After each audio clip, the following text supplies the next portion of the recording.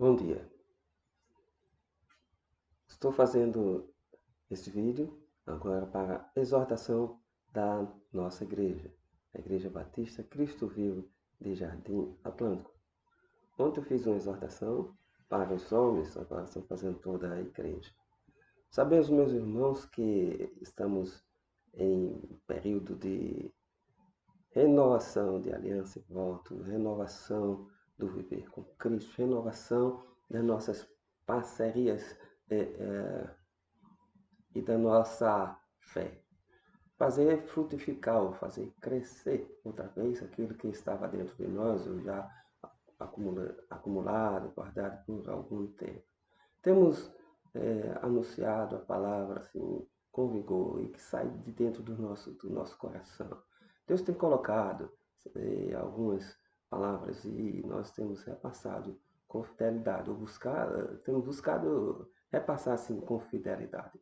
Sabemos a necessidade do despertamento, do encorajamento de nossa igreja para as coisas que são de Deus.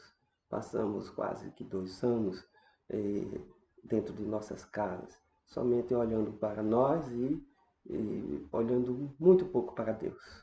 E isso causou algumas dificuldades e problemas das pessoas e nos relacionamentos. E isso no plano material também criou um mal-estar muito grande nas pessoas e alguns problemas emocionais. E nós não estamos livres ou não somos imunes a essas coisas. Tudo que ocorre no mundo nos atinge, a estabilidade financeira, a estabilidade política, os problemas, as disputas por autoridade e poder, tudo isso afeta nossas vidas. O dia a dia, a luta constante, a inflação, tudo vem causar dor e causar um certo desespero nas pessoas, e nós não somos diferentes, porque nós somos humanos, vivemos no mundo, na Terra, tudo que atinge aqui acontece aqui, mexe conosco, não é? Nós estamos tão distantes da Ucrânia e da Rússia, mas o que está acontecendo naquela área ali tem afetado as nações, não é só o Brasil não, tem afetado as nações, porque nós estamos num mundo globalizado. Tudo se sabe, tudo se vê, tudo se percebe, tudo é notificado e tudo no caso assim, palpável, né? O mundo todo observa e vê. E alguns aproveitam para o bem, outros aproveitam isso para o mal. Nós temos falado que a salvação é pela graça de Deus, é um dom gratuito de Deus e que nós recebemos assim por causa do grande amor de Deus. Temos falado também que a salvação é pela graça, mas não é de graça, ou seja, nós temos que lutar aqui, fazer a nossa parceria com Deus, a nossa aliança com Deus e na terra lutar. E essa batalha é espiritual. E nós temos que plantar, falando assim, plantar e plantar urgentemente, jogar as sementes no chão, essa semente para que elas possam germinar e possam trazer muitas bênçãos para cada de nós, para nossas vidas, para a vida dos nossos filhos, né? Os nossos descendentes. E que eles também precisam estar sempre plantando, lançando sementes, para que isso torne a vida mais suave, porque Deus está conosco, o Espírito Santo de Deus está conosco, nos acompanha diariamente. E é uma promessa de Deus e nós temos sempre que afirmar essas promessas que Jesus disse: não os deixarei só, mas enviarei o Consolador. E Ele estará lá convosco continuamente, não é? Ele vos ensinará todas as coisas. E nós sabemos que é o Espírito Santo de Deus que nos convence do pecado, da justiça e do juízo. Nós não somos ignorantes quanto a isso. A pessoa mais simples da igreja sabe, conhece e entende isso aí. O Espírito Santo de Deus na vida do cristão e a atuação dele. No domingo passado estávamos falando sobre o sacrifício de Isaac e Abraão. Deus pediu a Abraão que sacrificasse Isaac no Monte Moriá. E ali, num daqueles montes, ele disse assim, que eu lá te mostrarei a região de Moriá, região de montanhosa, e lá te mostrarei o lugar onde você vai sacrificar Isaac. Sabemos, meus irmãos, que o local onde Isaac foi espiritualmente sacrificado é o mesmo local hoje em Jerusalém, onde está lá uma mesquita. E por algum tempo foi o local onde se construiu um templo, o templo de Deus. É uma região muito disputada hoje por líderes religiosos, muitas nações, também pelos árabes, os adeptos aí de Maomé e Alá, né? E também os cristãos e os judeus. São uma disputa religiosa muito grande naquela área. Por quê? Porque um lugar considerado em todo o mundo como um lugar santo, um lugar onde Deus habita, onde Deus está, onde o nome do Senhor está. Então é o mesmo local. E nós estamos falando que Deus fez prova de Abraão, a palavra de Deus mesmo fala. Deus fez prova de Abraão. Embora sejam bem registrados ali, aquele episódio Moisés escreveu em Gênesis capítulo 2, capítulo 22, versículo 2. Então, fala do teu pedido e Deus disse, vai e sacrifica teu filho Isaac no Monte Moriá. Então, embora a Bíblia esteja narrando isso aí, não fala, ou não traz emocionalmente o que aconteceu com Abraão, porque ele tinha Isaac como o filho da promessa que Deus lhe deu, um filho de sua velhice. Ele dedicava tudo que ele tinha a Isaac, tinha muito cuidado com ele e protegia Isaac em tudo. Era assim uma coisa muito muito de pai e filho, um pai já pai avô, né? Pai velho, e ali muita atenção, muito cuidado com a Isaac. E não quer dizer que seja errado ter cuidado dos filhos ou se preocupar muito com eles e querer protegê-los de todas as coisas.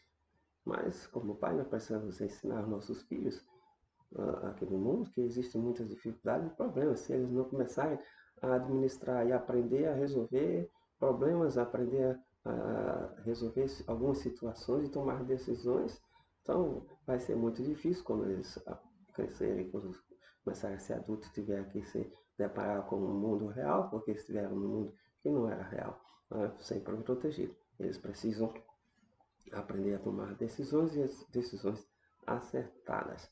Então, eu fiquei há pouco tempo lendo esta palavra, não é? Porque na minha leitura da Bíblia, que reiniciei este ano, né? Então, depois da cirurgia da catarata, eu já terminei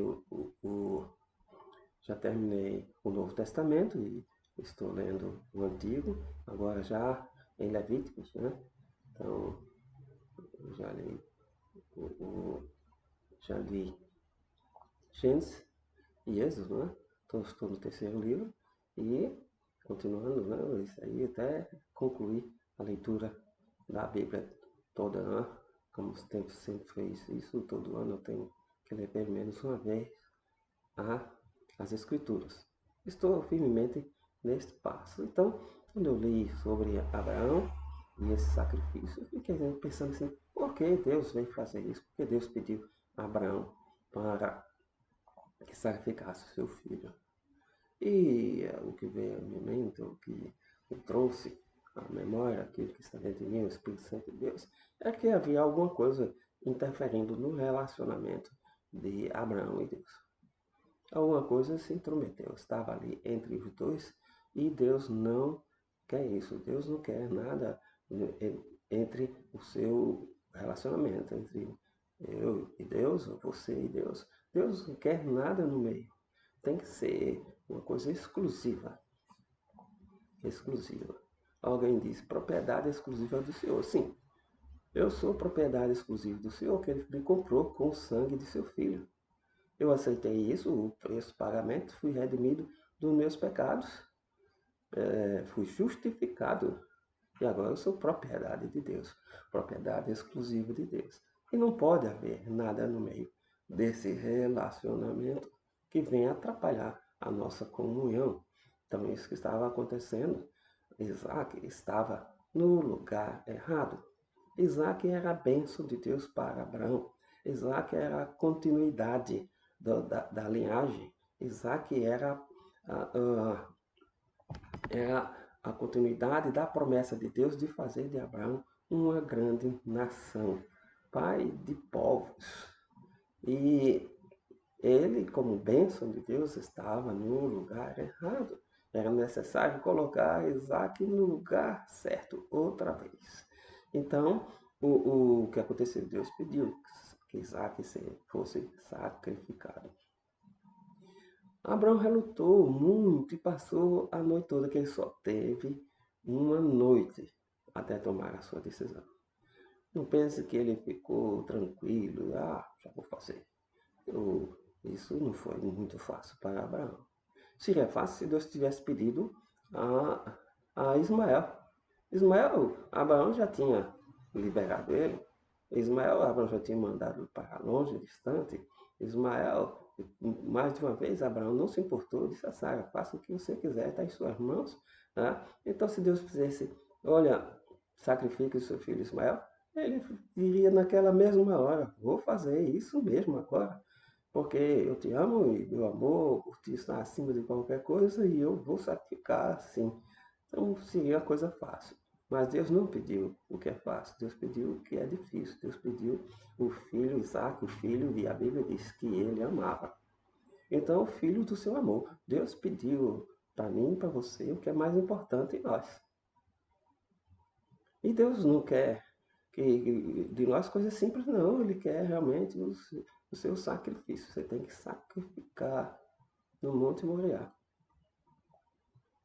E o que é que nós estamos fazendo em troca do que Deus fez por nós? Nós vamos à igreja uma vez por semana, no domingo à tarde, no caso da nossa igreja, no domingo à tarde. E depois alguns passam um domingo, 2 domingos, às vezes 3 domingos sem vir outra vez. E durante esses três domingos aí, o que estão fazendo? E no momento, na hora de estar na igreja, o que está fazendo? O relacionamento com Deus não está correto. Não está no lugar certo. A bênção que devia estar fluindo na sua vida não está, porque está no lugar errado. A bênção precisa fluir normalmente, mas ela precisa estar no lugar correto. Nós precisamos meditar, rever nossa posição. Nós precisamos rever o nosso relacionamento com Deus e o que é mais importante para nós. Será que para você é importante o emprego? É importante é esposa, é filho, é marido, é patrão, é parentes, é sogro, sogra, tio, tia, o que é importante? Todas as coisas são importantes, mas o mais importante é aquilo que dá razão à sua vida. É aquilo que dá razão de você viver. As outras coisas são, as demais coisas vos serão acrescentadas. Mas buscai primeiro o reino de Deus e a sua justiça. Então tudo é importante e tudo é valioso. Tudo é o que nós amamos, sim. Mas o que nós amamos precisamos sacrificar a Deus no Monte Moriá. Colocar diante dele tudo e deixar a Deus dirigir nossa vida. Portanto, precisamos deixar dessas desculpas que a gente tem, né? Uma dorzinha de cabeça, um coisinha no pé, uma chuvinha que está caindo, ou uma indisposição, e a gente não vai à presença de Deus. Deus não disse para você ficar em casa, para Abraão ficar em casa e adorar ele ali ou sacrificar ele ali. Deus fez Abraão sair do seu lugar. Quer dizer, Deus fez Abraão sair do comodismo, sair daquilo que ele estava lhe prendendo, daquilo que ele estava lhe deixando assim, sem atividade ou sem glorificar a Deus, sem cumprir o propósito de Deus para a vida dele. Tantas pessoas aqui na igreja por mais simples que tem ministério, que tem trabalho a desenvolver na igreja, que foi chamado. Deus colocou cada um na igreja, no lugar, com uma atividade a fazer. Uns se escondem, outras ficam arranjando desculpas, mas isso é questão fora do centro da vontade de Deus. É necessário voltar ao centro da vontade de Deus. É necessário sentir alegria e prazer de estar na presença do Senhor. O salmista Davi disse assim: eu me alegro quando sou convidado a ir à casa do Senhor. Né? Alegrei-me quando me disseram: vamos à casa do Senhor. Então você precisa estar sentindo essa alegria todos os dias da sua vida, de se encontrar na presença de Deus, vamos estar na casa do Senhor. Então vamos deixar dessa moleza, vamos deixar de, desse, ah, desse lamento, ou desse choro, desse fingimento. Nós temos a salvação, nós temos o melhor que há. E Deus tem o melhor para mim e para você. E Ele quer dar sempre o melhor. O texto diz que Deus nos daria do melhor da terra. E nós estamos com migalhas porque está fora do lugar da bênção. O nosso propósito não está perfeito.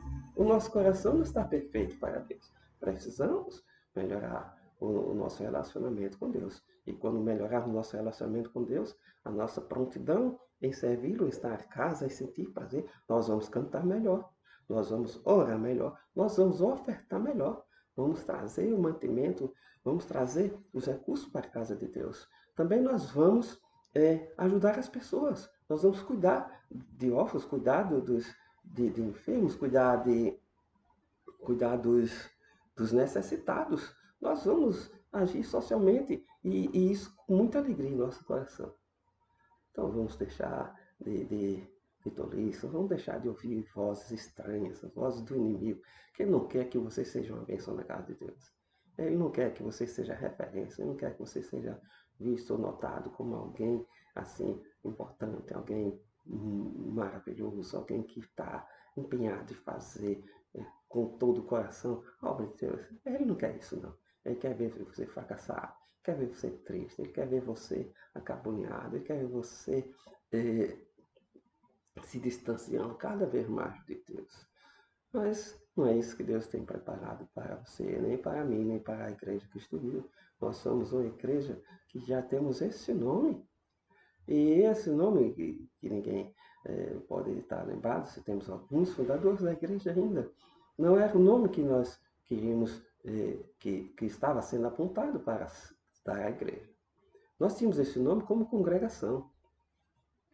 Como igreja, estava sendo apontado outros nomes. O nome que vinha era a Igreja Batista de Casa Caiada.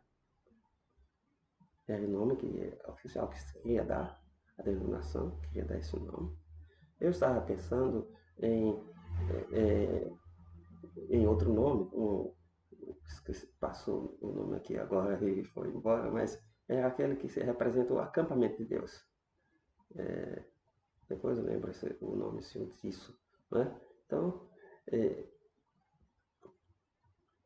e na sessão, para escolher o nome que se ia dar à igreja, a nossa irmã Josefa, foi a irmã Josefa, então estava surgindo vários nomes. Aí a irmã Josefa disse, e por que nós não ficamos com o nome Igreja Batista Cristo Vivo Jardim Atlântico? Então todo mundo se lembrou, retornou e aprovou isso. Então voltou o nome, que nós já estávamos esquecendo ele. E eu disse lá ao pastor João da Cruz, o povo quer Igreja Batista Cristo Vivo Jardim Atlântico. O pastor disse, assim será, porque nós vamos aceitar a vontade da Assembleia da Igreja. E assim foi. Então, o nome da igreja, ele seria outro. Mas Deus retornou esse nome. Então, meus irmãos, nós somos testemunhas de Deus. E precisamos honrar o nome da igreja, glorificando ao Senhor com isso, com o que somos, com a nossa vida, com o nosso compromisso, com o ensino da palavra, com o ensino da reconciliação, trazendo uma outra vez a presença de Deus e fazendo diferença no bairro de Jardim Atlântico. E Deus não escolheu pessoas muito importantes. na vida peculiar, mas escolheu a mim e a você. Então nós somos esses elementos que Deus escolheu e separou para fazer diferença, para iniciar uma revolução em Jardim Atlântico. E muitos estão achando que não são capazes, ou que não têm condição de fazer. Nós queremos lembrar que Deus é um Deus que capacita as pessoas a realizar a sua obra. Então, meus irmãos, vamos renovar a nossa aliança com Deus, que é o momento. Vamos fazer renascer o povo, renascer a igreja, renascer o trabalho, renascer o ensino. Vamos tornar a viver a fé, a viver a vida em comunhão com Deus. E vamos cuidar uns dos outros. E vamos trazer pessoas à presença de Deus. Vamos orar, vamos ler a palavra, vamos crescer no conhecimento e vamos transmitir essa palavra com autenticidade e com muita fé em nosso coração. Eu convido a você a sair do comodismo. Eu convido a você a se tornar um evangelista. Eu convido você a se juntar numa comunidade de fé que glorifique a Deus. Essa é a minha palavra. Vamos orar bastante e fazer nossa aliança, ou renovar nossa aliança com Deus e mudar esse relacionamento para melhor. Deus abençoe a cada um de vocês, que eu possa ter atingido seus corações com a palavra de Deus, porque essa é a minha intenção. E foi isso que Deus colocou em meu coração. Então, que Deus abençoe e até a próxima.